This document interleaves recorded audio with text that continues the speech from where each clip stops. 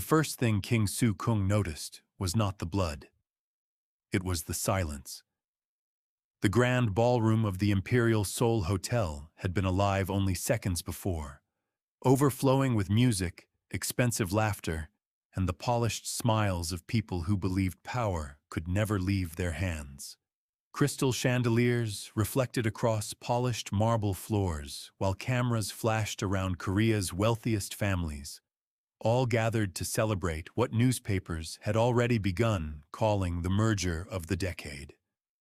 Then Shelley fell. For one impossible moment, time refused to move. Her body struck the marble staircase with a sickening force that echoed through the ballroom. The champagne glasses stopped clinking. Conversations died in unfinished sentences. A violinist lowered his bow before the instrument even realized the music had ended. Shelley lay motionless at the bottom of the stairs, both arms wrapped tightly around her stomach. Even while falling, she had chosen to protect the tiny life growing inside her instead of herself. A thin line of blood began spreading beneath her dark hair across the white marble floor. King Soo-Kung did not scream. He simply walked. Each step toward her felt slower than the one before it, as if the entire world had become trapped beneath deep water. When he finally reached her, he dropped to his knees without caring that his tailored suit soaked into the pool of blood surrounding her. He gently lifted her head into his lap. Shelley. Her eyelashes trembled. Her lips moved just enough for him to hear a whisper. Our baby. His throat tightened so hard he could barely breathe.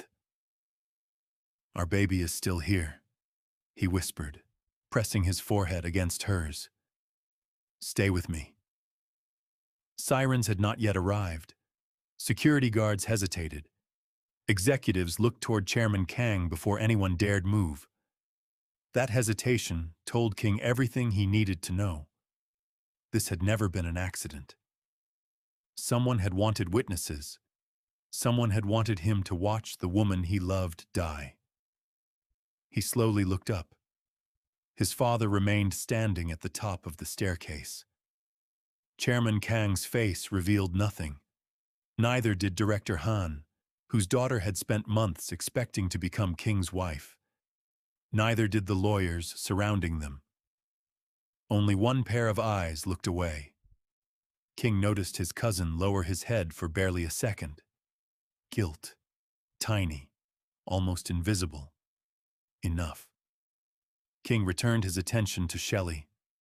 The ambulance doors burst open moments later as paramedics rushed inside. They tried to lift her onto the stretcher. King didn't let go. Sir, I'm coming. You can't ride inside until... I wasn't asking. Something in his voice convinced every medic to step aside. No one argued again. The ambulance raced through Seoul beneath flashing lights, while Shelley's heartbeat faded across the monitor with frightening irregularity. King never released her hand. Every bump in the road sent another wave of fear through his chest. He had negotiated billion-dollar acquisitions. He had survived hostile boardrooms. He had stared down politicians, prosecutors, and rival corporations. None of it had prepared him for the possibility of losing the woman whose fingers now felt frighteningly cold inside his own. His phone vibrated. The caller ID displayed one name, Park Sio-Jin. King answered immediately. I already know, Sio-Jin said. I'm meeting you there. King closed his eyes. Bring everything. I already am. There were no more words. There didn't need to be. For 23 years, they had understood each other without explanations. When they were 12 years old, King had hidden in the stairwell outside Sio-Jin's apartment after another night of unbearable pressure inside the Kang household. He had expected questions. Instead, Sio-Jin had quietly handed him a glass of water and sat beside him for nearly 2 hours without speaking. That silence had become trust. That trust had become brotherhood. Now King needed that brother more than ever. The ambulance stopped outside Kang Memorial Medical Center.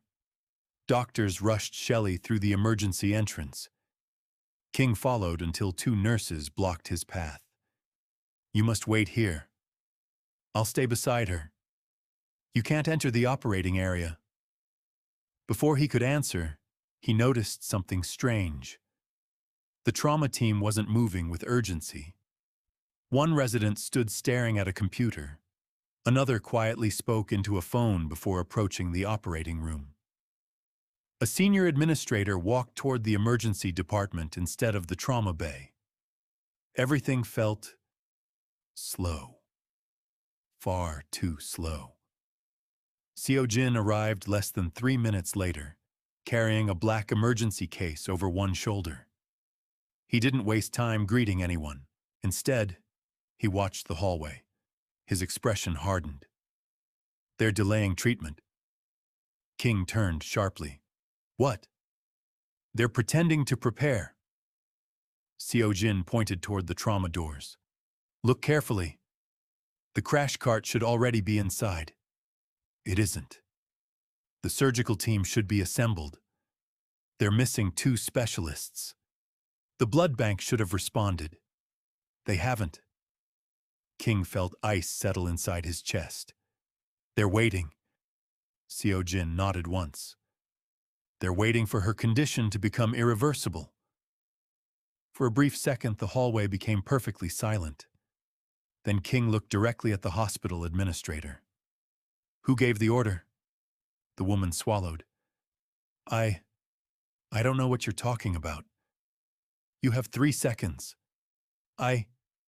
Sio-Jin interrupted. "We don't have 3 seconds." He grabbed King's shoulder. "We move now." Without waiting for permission, Sio-Jin pushed through the operating doors. Several nurses shouted after him. Security guards stepped forward. King stood between them and his friend. No one crossed him. Inside the operating suite, Sio-Jin immediately examined Shelley. His face became impossibly still. Someone had switched her medication. Someone had altered her chart. Someone inside the hospital was helping whoever had pushed her down those stairs. King understood then that the attack hadn't ended at the gala. It had simply changed locations. As Sio-Jin began emergency treatment, King quietly removed the ancient gold ring bearing the Kang family crest from his finger. For 35 years, it had symbolized loyalty to the dynasty that raised him. Now it represented nothing. He placed it on the sterile operating room floor. Then he spoke so softly that only Sio-Jin heard him. "If she loses that baby..." His eyes never left Shelley. "None of them will survive this night." At that exact moment, somewhere across the city, Chairman Kang entered the executive boardroom, believing his son had finally been broken. He had no idea that the opposite was true. The obedient heir had died beside the marble staircase. The man walking out of that hospital would destroy everything his father had spent 40 years building. The first rays of morning sunlight stretched across the skyline of Seoul just as the financial markets began to wake. Inside Kang Global headquarters, executives greeted one another with the confidence of people who had never experienced defeat. Secretaries carried fresh coffee into the boardroom. Financial analysts arranged quarterly reports on polished mahogany tables. Television screens displayed smiling anchors discussing another successful year for Korea's largest family-owned conglomerate. No one noticed the first warning. A quiet notification appeared on the chief financial officer's tablet. Credit facility suspended. He frowned. It had to be a technical error. He refreshed the screen. Another notification appeared. International trading accounts under regulatory review. His fingers hesitated over the keyboard. Then a third alert arrived. Emergency shareholder vote requested. Within seconds, phones began ringing throughout the building. One executive looked toward another. What is happening? No one had an answer. At exactly 8 a.m., every television in the boardroom interrupted its scheduled programming.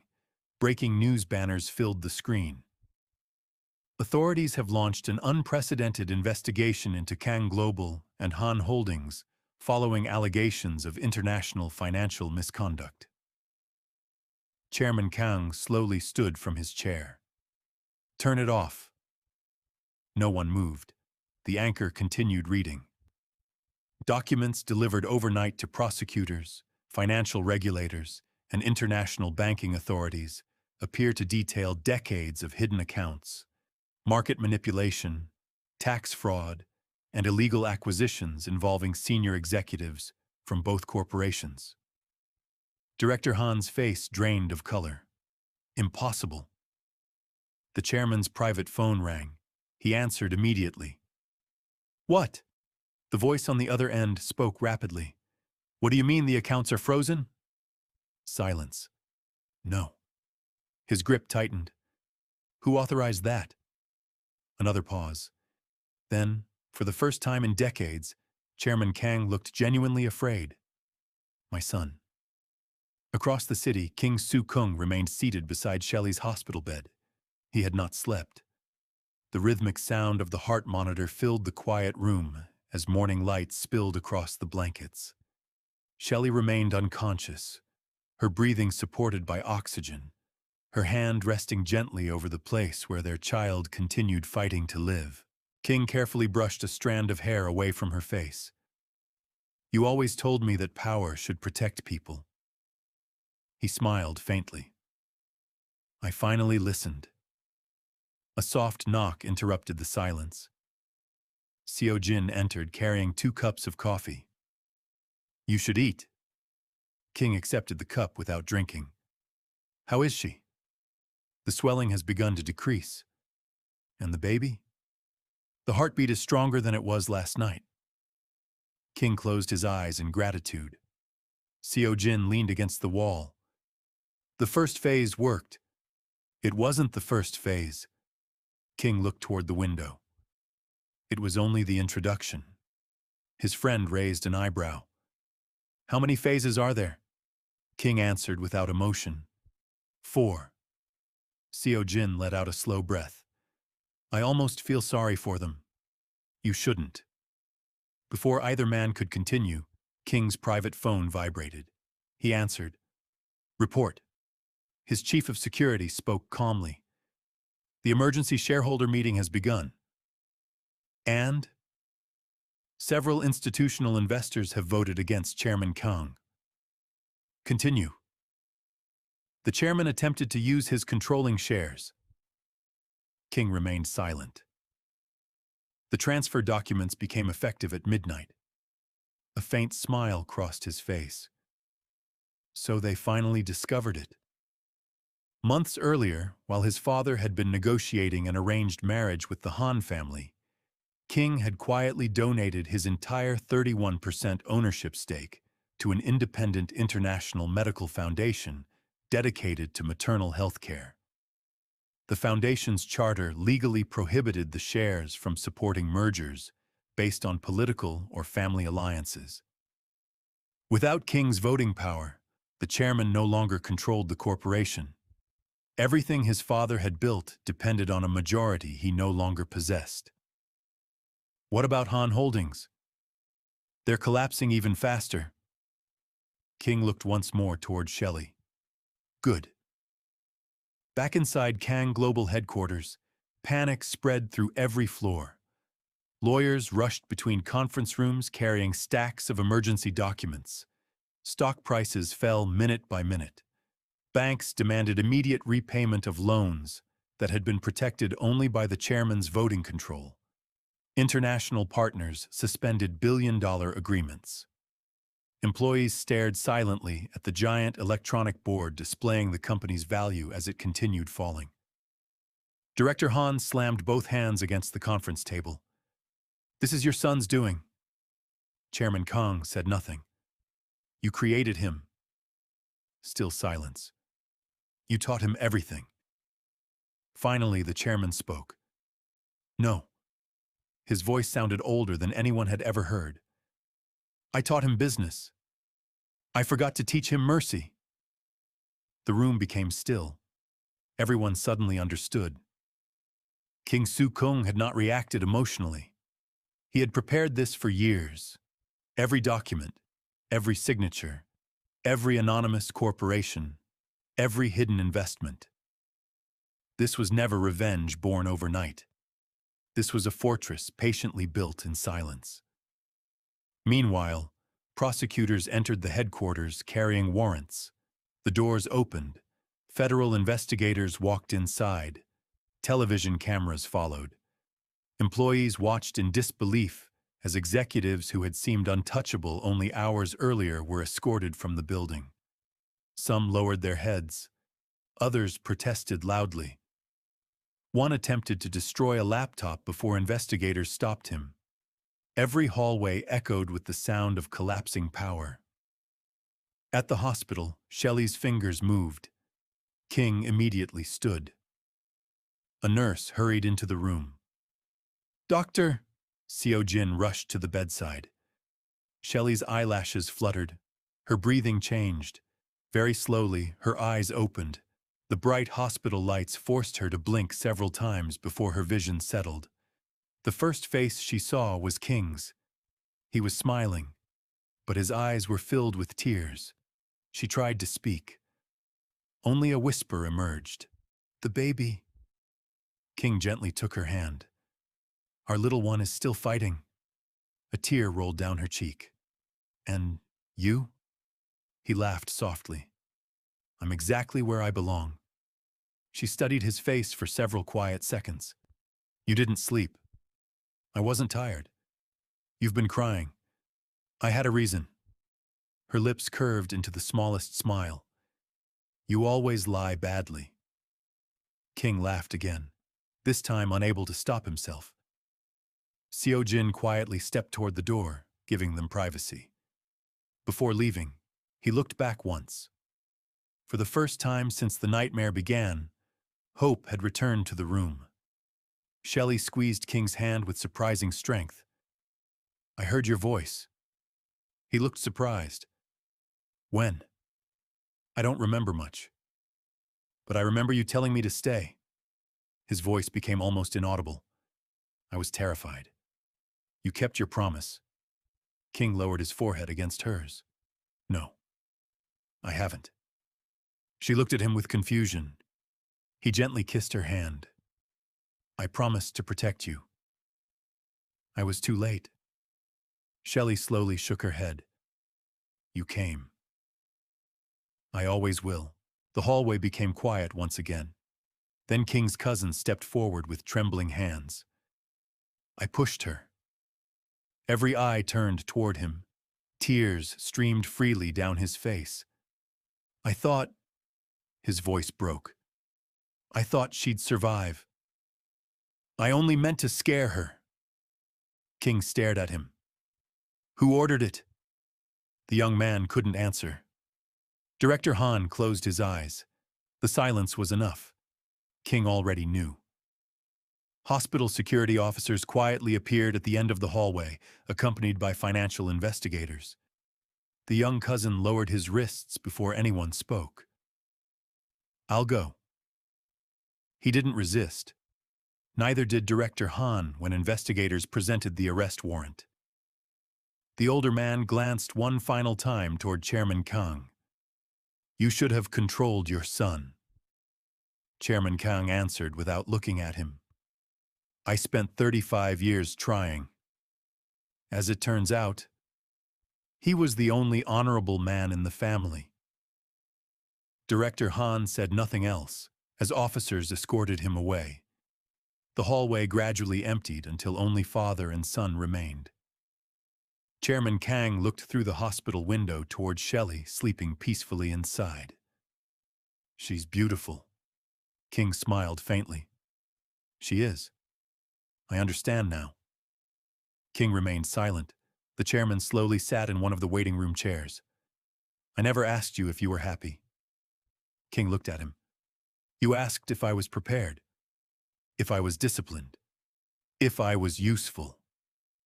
His father nodded slowly, but never happy. King walked over and sat beside him. For several minutes, they simply watched the morning sunlight spread across the hospital floor. Finally, the chairman spoke again. When your mother died. King looked toward him in surprise. His father had never spoken about her. She loved music. The old man smiled sadly. She wanted to become a pianist. My father told her she was wasting her life, so she gave it up. His eyes remained fixed on the floor. I watched her become someone she no longer recognized. I promised myself I would never be weak enough to lose anything again. His voice trembled. In trying to protect everything, I became the man who destroyed my own family. King felt something inside him soften. Not forgiveness, not yet, but understanding. The chairman reached into his wallet and removed a faded photograph. It showed a young woman sitting at a piano, laughing. King had never seen the picture before. She would have liked Shelley. He smiled. I think they would have argued. His father laughed quietly. So would I. The two men sat together in silence, not as chairman and heir, not as rivals, simply as a father and son who had lost too many years. A nurse stepped into the hallway. Mr. Kang? King immediately stood. Your wife is asking for you. Without another word, he entered Shelley's room. She smiled the moment she saw him. I was wondering where my husband disappeared to. King chuckled. We're not married yet. She raised one eyebrow. You keep saying that. He walked beside the bed. I was planning something more romantic than a hospital. Shelley reached into the drawer beside her bed. I think you'll need this. She handed him a small velvet box. He looked confused. What's this? I bought it. He blinked. I was going to propose to you first. King stared at her in complete disbelief. You already had the ring? She smiled proudly. For 3 months. He laughed harder than he had in years. You beat me. I usually do. He opened the box. Inside rested a simple platinum band. Nothing extravagant, nothing royal, just elegant, exactly like her. King looked back at her with tears gathering once again. I don't care who asks first. I only care about the answer. Shelley smiled through tears of her own. So, she extended her hand. Are you going to marry me or keep staring at the ring all day? King carefully slipped the band onto her finger. Then he removed the engagement ring that had been waiting inside his jacket pocket for nearly 4 months. He placed it gently on her hand beside the first one. I've loved you since the day you handed a tired stranger a cup of coffee. I've loved you every midnight breakfast, every argument, every laugh, every ordinary day. And if I had another 100 lifetimes, I would spend every one of them finding you. Shelley couldn't stop crying. That's not actually answering my question. King laughed. Yes. Yes, Shelley K. I'll marry you every chance life gives me. She wrapped her arms carefully around him. Outside the room, Chairman Kang quietly watched through the window. For the first time since building his empire, he understood something that no balance sheet had ever been able to measure.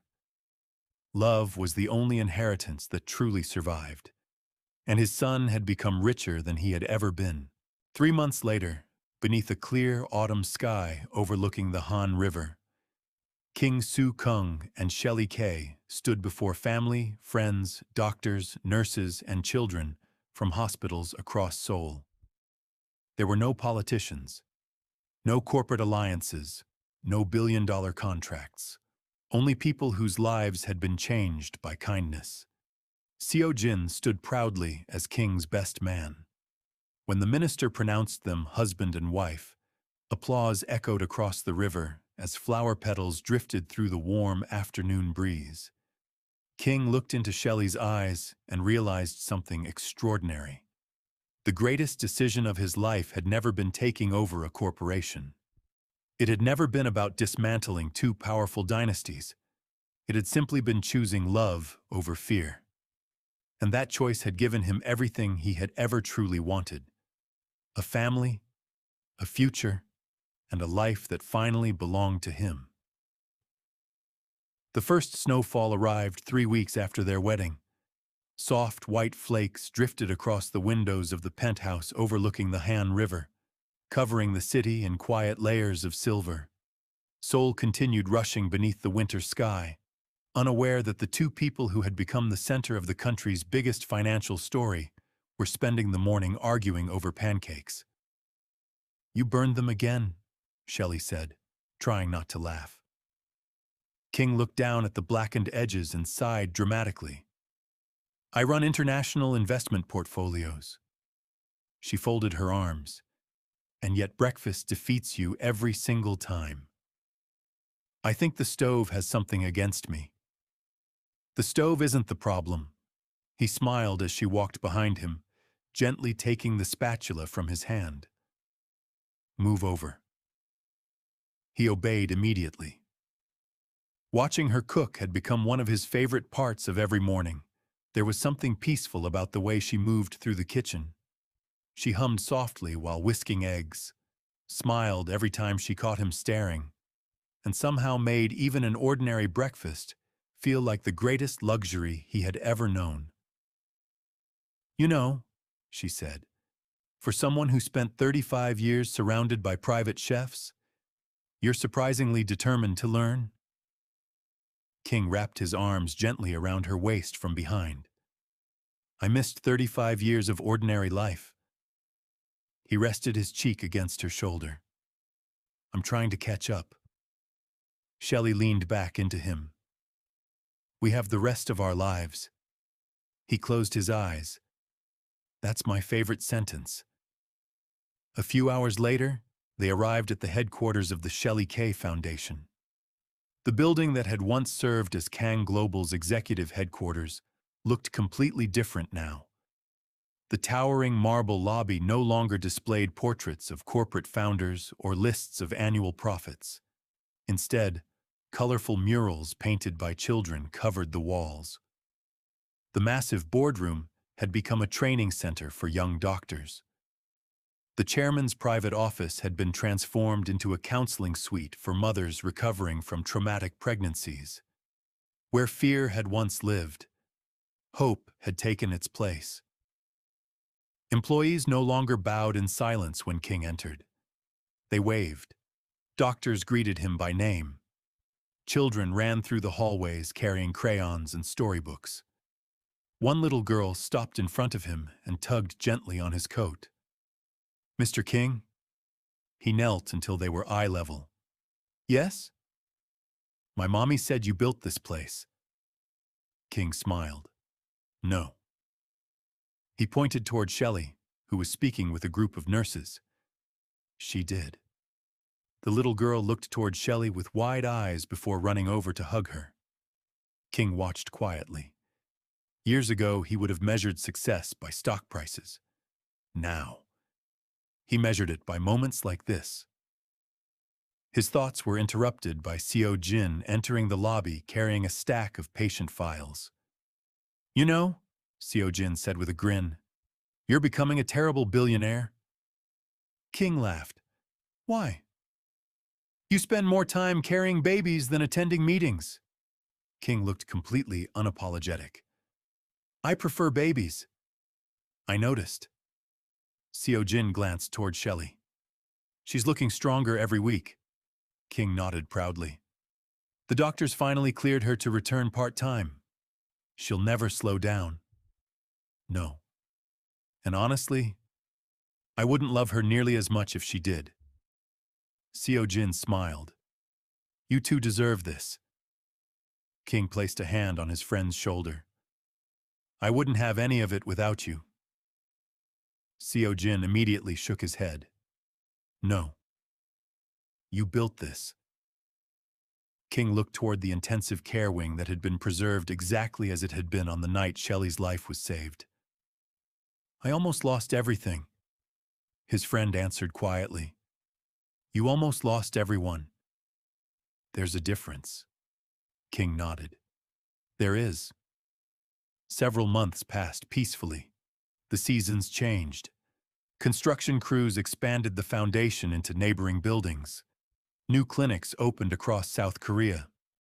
Soon after, partnerships began reaching hospitals in Ghana, Kenya, Nigeria, South Africa, and dozens of underserved communities throughout Africa. Every ribbon-cutting ceremony carried Shelley's name. She insisted that every new hospital include a family waiting room filled with comfortable chairs, warm lighting, children's books, and free meals. No one, she often said, should have to choose between eating and sitting beside someone they love. King watched her transform pain into purpose. Every difficult memory became another reason to help someone else. Then, one quiet spring afternoon, the phone rang. King answered. A familiar voice laughed before speaking. Congratulations, Dad. He froze. What? Sio-Jin couldn't stop smiling. You have exactly 20 minutes before your wife gets angry if you don't make it to the delivery room. King was already running before the call ended. Hospital staff smiled as he sprinted through the corridors. Doctors stepped aside. Nurses pointed him toward the maternity suite.